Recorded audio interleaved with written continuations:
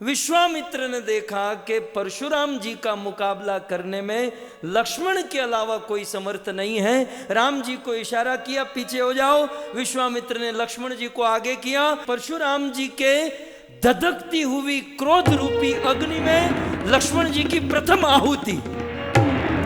बहु धनुहि तोरी लरिकाई, कबहु न यसीरिस कीन्ही गोसाई।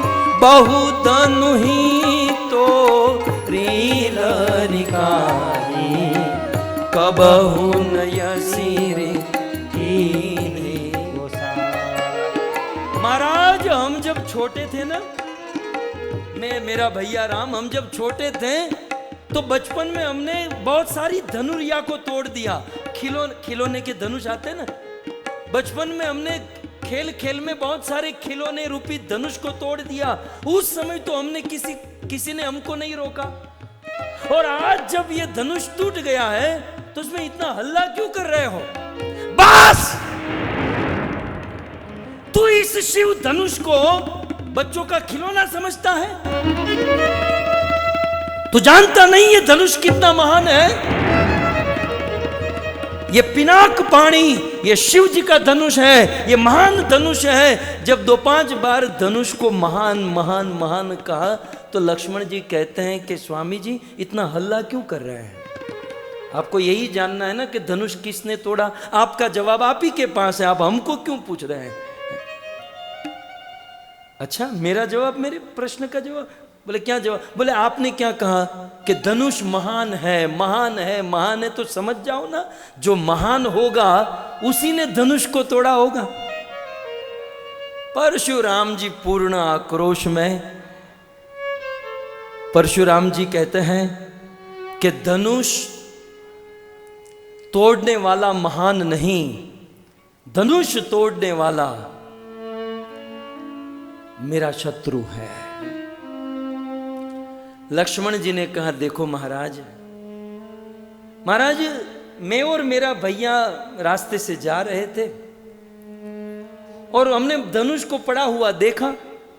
हम लोग क्षत्रियों के बच्चे हैं और क्षत्रियों के बच्चे शस्त्रों से खेलते रहते हैं। हमने मार्ग में धनुष देखा, धनुष को उठाया और हाथ में उठाते ही टूट गया। इसमें हमारा क्या दोष? छुअत टूट रघुपति नहीं दोषु। अब केवल छूने से आपका धनुष टूट जाता है तो हमारा क्या दोष? धनुष थोड़ा सा टाइट रखना चाहिए। परशुराम जी आक्रोश में आकर कहते हैं, जनक तो इसको मेरा परिचय दे, इसको बता मैं कौन हूं। ये लड़का मेरे साथ ऐसी बात करे, इसको बता मैं कौन हूं। लक्ष्मण जी ने कहा, महाराज आपका परिचय देने की किसी को जरूरत नहीं है, दुनिया का बच्चा बच्चा जानता है आप कौन है। आप वही है ना जिसने अपनी मां का गला काटा था?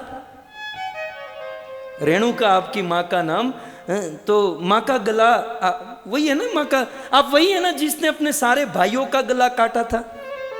मां का गला काटना हो, अपने सगे भाइयों का गला काटना हो, यदि ये सीखना हो तो कोई आपके पास आए। बस! लगता है आज ये बच्चा अपनी मां को निपुति बनाना चाहता है। परशुराम जी हथियार लेकर लक्ष्मण के पीछे दौड़े। आज मैं इसे नहीं छोड़ूंगा। लक्ष्मण जी ने कहा, महाराज आपको हथियार उठाने की जरूरत ही नहीं है, ये खाली फोकट इतने सारे हथियार रख रहे हैं। थोड़ी बंबईया भाषा में कहा, खाली फोकट इतने सारे हथियार आप रखते हो, आपको हथियार की जरूरत नहीं। मैं कहता हूं आपकी वाणी ही हजारों हथियारों का काम करती है। आपकी बोली नहीं, बंदूक की गोली की तरह धद धद धद धद चल रही है, सबको मार रही है। बस! ये शस्त्र मेरे हाथों से, परशुराम जी इसे चलाना चाहते थे। परशु, ये मेरे हाथों से शस्त्र चल क्यों नहीं रहे? ये शस्त्र चल क्यों नहीं रहे? लक्ष्मण जी कहते, महाराज एक बात कहें, ये आपके शस्त्र निर्जीव है। ये निर्जीव होकर भी समझ गए कि किस पर चलना चाहिए, किस पर नहीं चलना चाहिए। और आप सजीव होकर भी नहीं समझ पाए कि कहां चलाए कहां न चलाए। मैं तुम्हें आज मार दूंगा। ऐसे शस्त्र दिखाकर बार बार मैं मार दूंगा, मैं नहीं छोड़ूंगा, नहीं छोड़ूंगा। लक्ष्मण जी कहते ये बार बार परशु दिखाकर मुझे डराना चाहते हैं। आपको क्या लगता है हम डर जाएंगे? सच कहूं तो परशुराम जी, मैं आपके शस्त्र के सामने देख ही नहीं रहा हूं, मैं आपके फरसों के सामने देख ही नहीं रहा हूं। मैं देख रहा हूं आपके त्रिपुंड के सामने और आपके जनोई के सामने। हमारे रघुकुल में किसी बालक के ऊपर, स्त्री के ऊपर और ब्राह्मणों के ऊपर हाथ नहीं उठाया जाता। और आप इतना क्रोध करते हैं और आप युद्ध करना ही चाहते हैं, तो पहुंच दो अपने त्रिपुंड को और तोड़ दो जनोई के धागे को और आ जाओ रणभूमि में। आपको भी पता चले सुमित्रा के दूध में कितनी ताकत है। जब इस प्रकार से लक्ष्मण जी ने निवेदन किया, भगवान रामचंद्र को लगा कि अब तो अनर्थ होगा।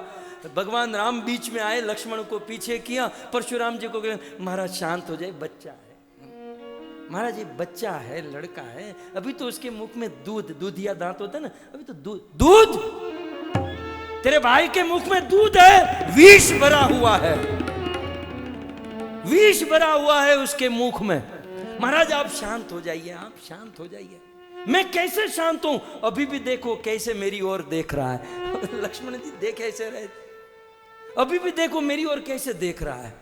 मैं तो अभी तक समझ नहीं पाया कि तू इतना सीधा सादा भोला भाला बात भी करता है तो कितनी शांति से करता है, और वो तेरा भाई तेरे अनुकूल नहीं है, तेरे साथ रहकर तेरा भाई तेरा नाम बिगाड़ रहा है, तेरे अनुकूल नहीं है। लक्ष्मण जी विश्वामित्र को इशारा किए, गुरुदेव जाऊं, स्ट्राइक पर मैं जाऊं? विश्वामित्र ने इशारा किया जाओ। लखन राम को पीछे, लक्ष्मण आगे। लक्ष्मण जी परशुराम जी को कहते महाराज आपने बिल्कुल सही कहा, आप ज्ञानी तो हो, मानना पड़ेगा। आपने क्या कहा कि मैं राम को अनुकूल नहीं हूं, सच बात है। राम जैसे शांति प्रिय शांत आदमी को मैं अनुकूल नहीं हूं, मैं आप जैसे लोगों के लिए ही अनुकूल हूं। बस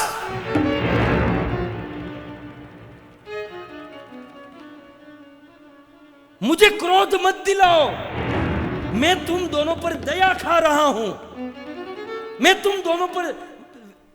परशुराम जी ने कहा मैं दया खा रहा हूं, दया खा रहा हूं। लक्ष्मण जी कहते हैं अच्छा मारे, दया को और आपको तो 100 कोस का अंतर है। और मुझे तो यह प्रश्न हो रहा है कि आप जब दया खा रहे हो तो इतने लाल पीले हो रहे हो, जब क्रोध होता होगा तब तो आप जलकर राख ही हो जाते होंगे ना। इस प्रकार से लक्ष्मण जी परशुराम जी को बार बार अपने वाणी रूपी वचन से, भगवान रामचंद्र लक्ष्मण जी को पीछे किए, स्वयं आगे आए और भगवान रामचंद्र ने कहा कि प्रभु आप ठहरे ब्राह्मण और हमारी और आपकी बराबरी कैसे हो सकती है? विप्र वंश की असप्रभुताई, अभय होई जो तुम्हें डराई। भगवान रामचंद्र ने परशुराम जी को प्रणाम किया, राम का दुपट्टा साइड में हुआ और राम जी के वक्षस्थल में लक्ष्मी जी और भृगु जी का चरण चिन्ह परशुराम जी ने देख लिया। परशुराम जी समझ गए,